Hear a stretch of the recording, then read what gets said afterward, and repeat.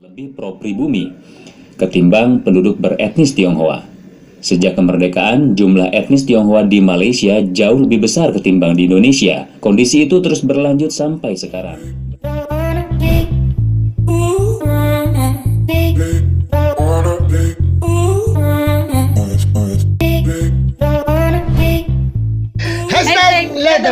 Oke, sebelum kita membahas ataupun review video ini, terima kasih banyak-banyak kepada kamu semua ya, especially kawan-kawan kita yang sudah lama di channel ini. Terima kasih banyak-banyak kepada kawan-kawan baru di sini. Terima kasih karena klik video ini ya.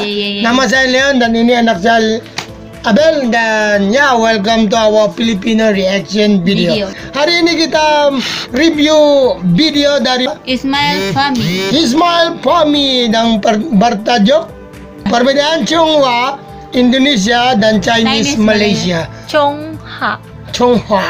Untuk lebih mengetahui pasal ini, perbedaan dia Tionghoa Indonesia dan Malaysia, so kita tengok video ini daripada Ismail Fahmi. Dan ya, kita simpan dia punya link di description. Jikalau kamu belum subscribe, so tolong subscribe di channel dia, like video-video dia, dan ya, kami punya pun jangan lupa like, subscribe. Dan kalau boleh, jikalau suka ataupun suka, tolong share video ini supaya kita cepat membesar channel ini, mengembang. Ya. Mengembang supaya kita bersemangat lagi teruskan buat video-video reaction. So, untuk tidak membuang masa, kita tengok video ini in 1, 2, 3. Assalamualaikum warahmatullahi wabarakatuh. Di video ini saya akan berbagi cerita mengenai perbedaan antara Tionghoa Indonesia dengan Tionghoa Malaysia. Video ini saya buat karena saya tertarik setelah melihat beberapa komentar yang ada di video saya yang satu ini. Video ini sebetulnya bercerita mengenai warga Tiongkok yang dulu lahir dan besar di Indonesia.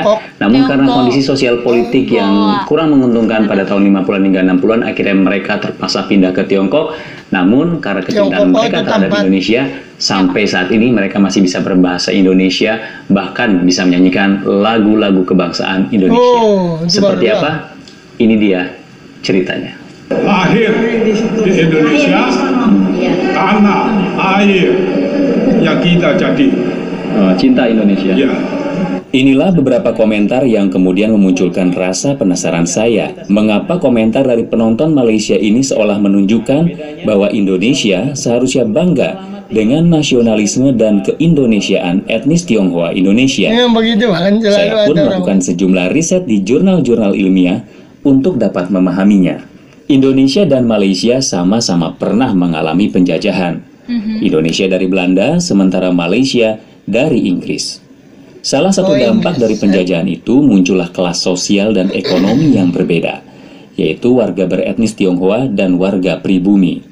Di zaman kolonial, penduduk beretnis Tionghoa baik di Indonesia maupun Malaysia relatif mendominasi perekonomian. Setelah kolonial pergi, bangsa pribumi yang sebelumnya tidak berdaya di sektor ekonomi mulai berupaya mengejar ketertinggalan. Pemerintahan baru yang didominasi pribumi pun mengeluarkan sejumlah kebijakan yang lebih pro-pribumi ketimbang penduduk beretnis Tionghoa. Sejak kemerdekaan, jumlah etnis Tionghoa di Malaysia jauh lebih besar ketimbang di Indonesia. Kondisi itu terus berlanjut sampai sekarang. Berdasarkan sensus Badan Pusat Statistik Indonesia di tahun 2011, etnis Tionghoa di Indonesia sebanyak 2,8 juta jiwa atau sekitar 1,2% dari total penduduk Indonesia saat itu. Sementara itu, pada saat Malaysia merdeka di tahun 1957, jumlah etnis Tionghoa di Malaysia mencapai 40% dari total penduduk Malaysia. Berdasarkan sensus tahun 2010, persentase jumlah etnis Tionghoa di Malaysia mencapai sekitar 7 juta orang atau sekitar 1/5 dari 28 juta penduduk Malaysia. Perbedaan jumlah demografi ini sangat menentukan nasib etnis Tionghoa di masing-masing negara setelah kemerdekaan. Karena jumlahnya yang sedikit, pemerintah Indonesia di masa lalu menerapkan kebijakan asimilasi terhadap etnis Tionghoa. Intinya, pemerintahan Indonesia di masa lalu fokus untuk memastikan bahwa etnis Tionghoa dapat melebur dengan penduduk pribumi. Sementara pemerintah Malaysia menerapkan kebijakan yang akomodatif terhadap etnis Tionghoa. Pemerintah Malaysia lebih fokus untuk cukup memastikan bahwa etnis Tionghoa dapat menerima simbol-simbol negara seperti bahasa Melayu sebagai bahasa nasional. Pada saat bersamaan, etnis Tionghoa tetap dapat memelihara identitas dan budaya mereka. Pada tahun 1960-an, pemerintah Indonesia meminta etnis Tionghoa untuk menggunakan bahasa Indonesia, di antaranya dalam penamaan toko-toko yang sebelumnya beraksara Mandarin. Pemerintah juga melarang penerbitan surat kabar berbahasa Mandarin. Hanya satu yang tersisa, yaitu Indonesia Ribau, yang didukung kalangan militer. Walaupun sebenarnya, koran ini hanya terdiri dari 8 halaman, 4 halaman diantaranya saja yang berbahasa Mandarin. Pada tahun 1960-an, warga etnis Tionghoa juga diminta mengganti nama dalam Mandarin ke nama yang lebih meng-Indonesia. Kebijakan yang paling berpengaruh terhadap hilangnya budaya Cina di Indonesia terjadi tahun 1957. Saat itu, warga etnis Tionghoa diminta pemerintah untuk menyekolahkan anak-anaknya di sekolah Indonesia. Sebelumnya, etnis Tionghoa dapat menyekolahkan anaknya di sekolah-sekolah dengan bahasa pengantar Mandarin. Peningkatan sentimen negatif di Indonesia pada tahun 50-an dan 60-an terhadap Tiongkok mendorong dihapuskannya sekolah-sekolah berbahasa Mandarin. Dan ketika semua kebijakan itu diberlakukan, relatif tidak terjadi perlawanan dari etnis Tionghoa di Indonesia. Berbeda dengan di Malaysia, kalangan nasionalis Melayu sejak kemerdekaan di tahun 1957 berkeinginan kuat untuk menjadikan bahasa Melayu sebagai bahasa nasional. Namun, pemerintah tetap menjadikan bahasa Inggris sebagai bahasa resmi Malaysia. Kalangan nasionalis Melayu pun terus menekan pemerintah hingga akhirnya terjadi kerusuhan antar etnis di tahun 1969. Penduduk non-Melayu seperti etnis Tionghoa dan India melakukan perlawanan. Kerusuhan antar etnis yang terjadi di tahun 1969 ini akhirnya mengonsolidasikan sistem politik dan hubungan antar etnis di Malaysia. Walaupun bahasa Melayu mulai ditetapkan sebagai bahasa resmi di dunia pendidikan formal, penggunaan bahasa asing lain seperti Mandarin dan Tamil tetap diperbolehkan, terutama di sekolah-sekolah swasta. Pada tahun 1969, Perdana Menteri Tun Abdul Razak menyatakan bahwa budaya Malaysia harus berdasarkan budaya bangsa asli Malaysia, yaitu Melayu. Pada Kongres Kebudayaan Nasional pertama di tahun 1971, sebuah resolusi dikeluarkan yang intinya menyatakan bahwa budaya Malaysia harus berdasarkan budaya lokal, yaitu budaya Melayu. Kebijakan tersebut mendapat tantangan dari etnis non-Melayu seperti etnis Tionghoa dan India. Mereka pun melakukan perlawanan. Di antaranya terlihat ketika pada tahun 70-an, Universitas Teknologi Malaysia mengatur wisudawan pria untuk mengenakan peci pada saat wisuda.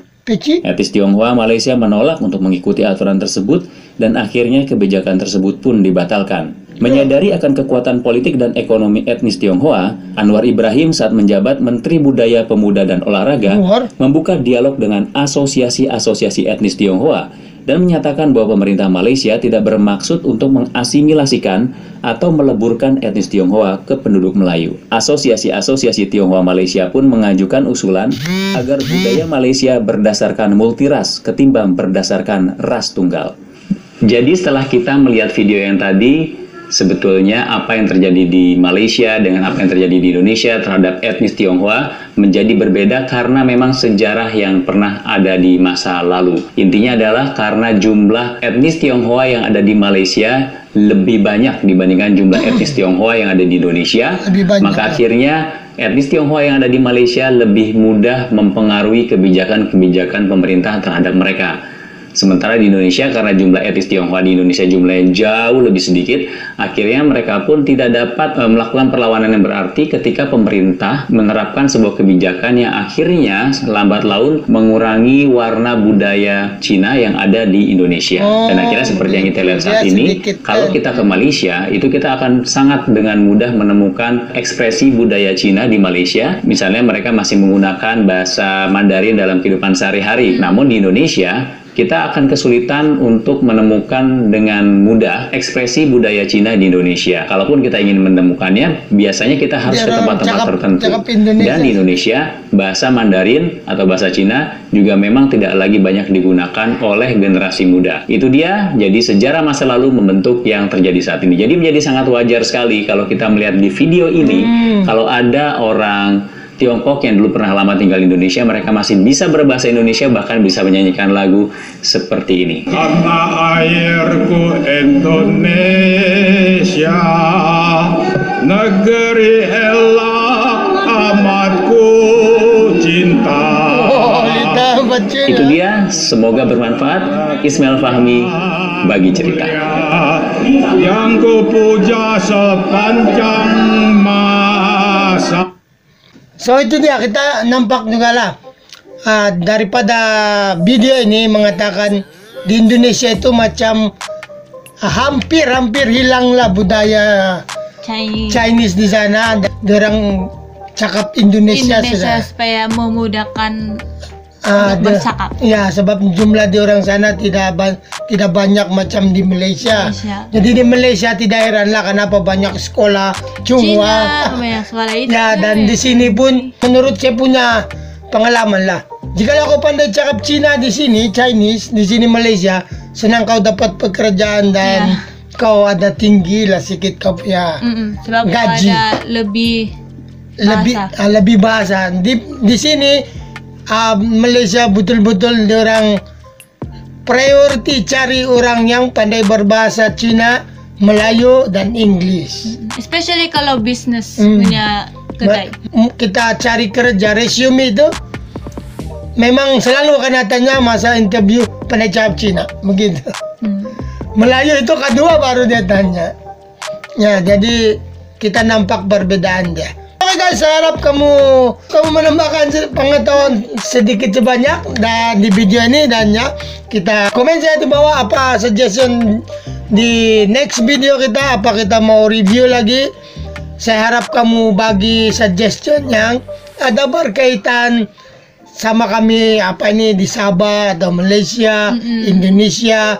Jangan saja yang ada unsur-unsur pergaduhan, kita tidak mau review guys. Politik begitu tidak mau, tapi sejarah begini boleh. Bye guys, terima kasih banyak-banyak dan kita jumpa lagi di video kita seterusnya. Bye bye.